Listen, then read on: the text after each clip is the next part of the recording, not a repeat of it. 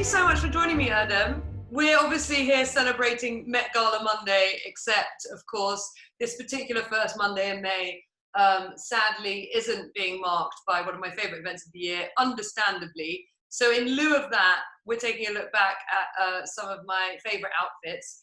And you designed the most divine, what colour do you call that, fuchsia?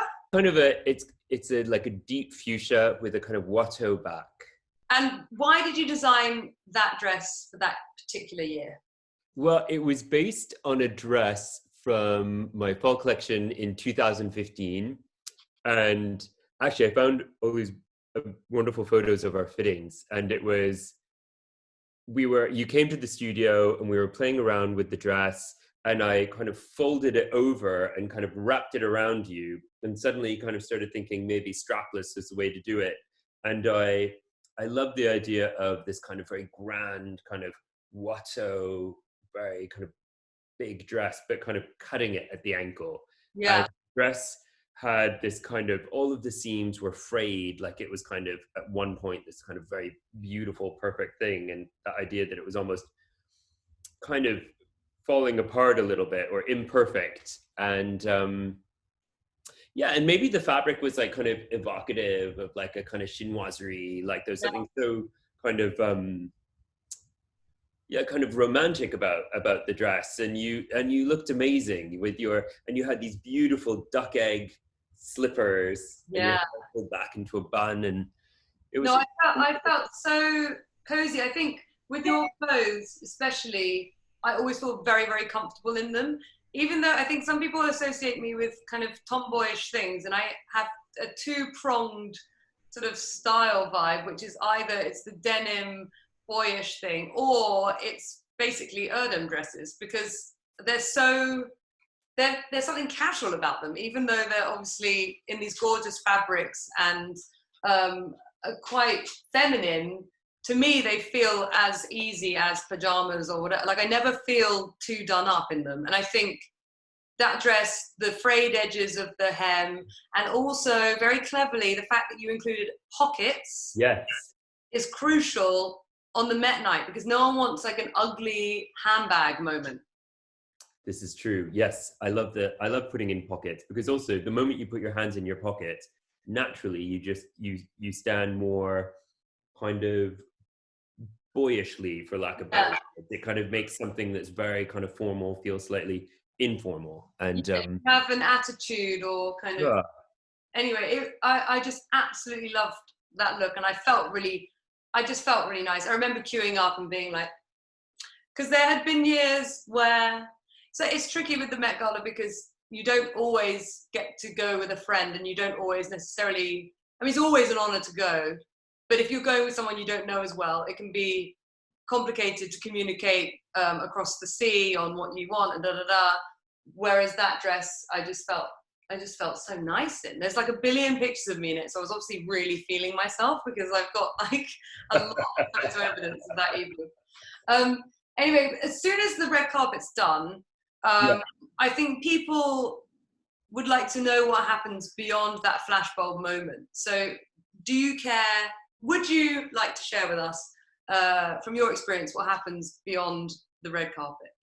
Well, the red carpet is kind of like getting into a very big swimming pool, and the end of the red carpet is like the end of the pool, and you just need to get to the end of the pool. Yeah, you can't tumble without drowning. So you get to the top of the stairs after doing the kind of the big red carpet, and then from there you're ushered up another set of huge stairs, and at the top of the stairs is where the hosts of the evening are waiting for you, and you're then introduced to the hosts.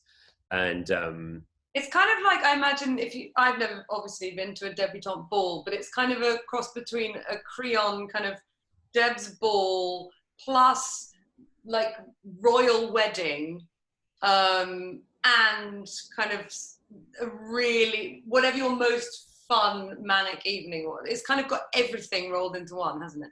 Yeah, it's definitely, I would describe it as kind of, it's surreal. Every kind of moment that happens is surreal. And actually you would have, do you remember Dave, it's Bill Cunningham.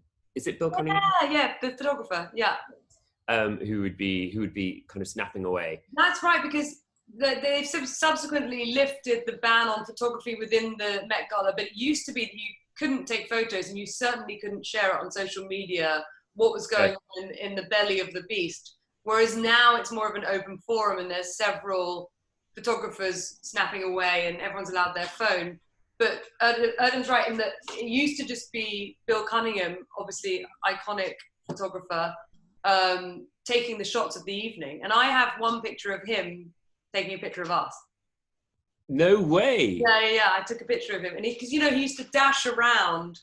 He'd like hide behind a pillar and then just try and snap you because he obviously wanted to get the most natural image possible. But I managed to get him and he's kind of in motion, laughing. He's smiling at us. Amazing. Yeah, I always there's things like that kind of that stand out. And then from there, once you and of course the evening is organized by Anna Wintour, and it's very much to for a great cause of raising money for the Costume Institute, and which is extraordinary in itself, and the collection within the Met is just amazing to see. And do you have any pieces in it? Do you like your designs in the Met? Well, last year's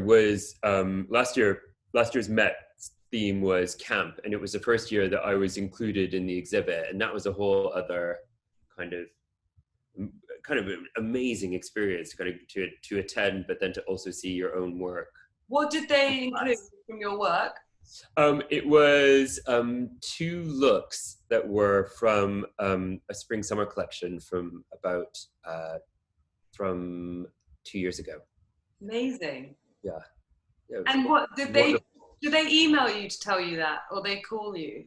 It's a letter. It is a letter. Very nice. Yeah. God, I'm so bad at opening posts. That's like, you don't want to miss that one, do you? It's true. No, I'm the same actually. I'm definitely better in lockdown with my post. Yeah, well, something to do, isn't it? Very exciting. Yesterday I started polishing chairs. So yeah, there are limits. When you first saw, so when you have, if you're a designer that's included in the exhibition that year, do they give you a sneak preview or they reveal it at the same time for everyone? No, the first time I saw it was on the day of the Met. So it's extraordinary. It was last year, and it's funny, last year it feels like such a long time ago. And I went with Rachel Brosnahan. The marvelous Mrs. Maisel. The marvelous Mrs. Maisel. And she's marvelous. She was great. Did you spend a long time taking it in? Or do you feel, I don't know what I would do. I mean, do you just stand in front of your one, or do you then have to divide your time between every case and pretend that you were equally interested? Oh, no, I definitely spent absolutely the majority of the time in front of my case. Good. Like stood almost like security. Absorbing it. And just being like... making numerous famous people probably quite uncomfortable. But so cool. What a stamp of approval. I mean, it's such an honor. Yeah, no, it was amazing. But our year was so wonderful, and it's all curated by the extraordinary Andrew Bolton, and the year we went, China Through the Looking Glass, I remember this room that you stepped into, and it was entirely filled with water, and you had these amazing Galliano couture pieces in the middle of this room, and the water kind of reflecting on the ceiling of the museum, and it's just amazing. It's incredible. It's also incredible that even if you're in the dining hall and you're having supper, but even if you dash to the loo, which is the kind of hotspot nucleus of the night, you're walking through the Metropolitan Museum, so you're passing like the most incredible works of art from history, and in a casual way. You're just like, oh yeah, scarab beads, or oh yeah, Greek, whenever, blah blah, Roman head, sarcophagus. Just like bonkers. You're like, yeah, it goes sarcophagus, Rihanna, Van Gogh. Bangle from Roman times, David Bowie. Like, it's just mad. The whole thing's mad. It's like a dream. Yeah, they should offer like a recovery system so that you can float back into real life. Because I'll tell you, the next morning when you wake up in New York in the East Village, it's not pretty. Going to my local like kebab shop or something, being like, guys. And is that? Do you have a dream date that you'd like to take in the future? Well, I mean, how can you have a dream date after you? Thank you. That's the right answer. You keep talking that sweet. You can hang out on this YouTube channel a little more. Well, my date for this year was going to be exciting. So maybe I'm, you know, hopefully the Met's going to happen at some point. So yeah, that's exciting. Yeah. Is it someone English? It's someone who speaks English. Okay, it doesn't really narrow it down, does it? I won't press you further on that one. And can you remember, are there any kind of standout musical performers that you've seen at the Met Gala? Well, I don't know if you must remember at the Met that we attended together, Rihanna kind of burst out on the stage and suddenly started singing and then walked up onto a huge long dinner table and started kind of walking between people's plates while singing on the dinner table. And that has never happened to me at any dinner party. It was mad, but I genuinely don't think that was choreographed. I think she spontaneously did that because the people sitting there were like clutching their pearls and looking really shocked. And she was really stamping all over the stuff. Yeah. And what impressed me most was she was singing and walking backwards, back down the table. And she was like, bitch, better have my money. Don't act like you forgot. And screaming in their faces. It was my favorite music performance, I think. Because there was that other year when Debbie Harry performed at one end of the room and then Kanye performed at the other end of the room. Do you remember that year? But everyone got confused because they didn't know they meant to turn around. So then Kanye started and people just thought it was like a DJ. And then they were like, oh, no, oh, okay, it's Kanye West. That's cool. Punk. That was punk, you're right. Yeah, because Debbie, of course.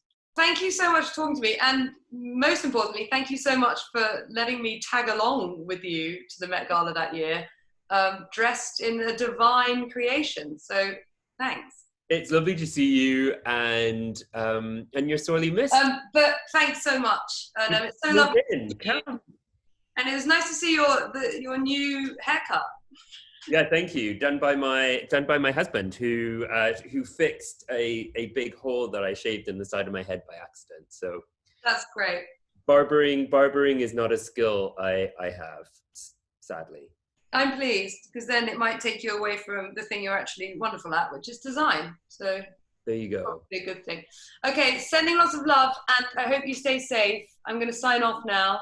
Lots of love. Chatting to me. Bye. Bye.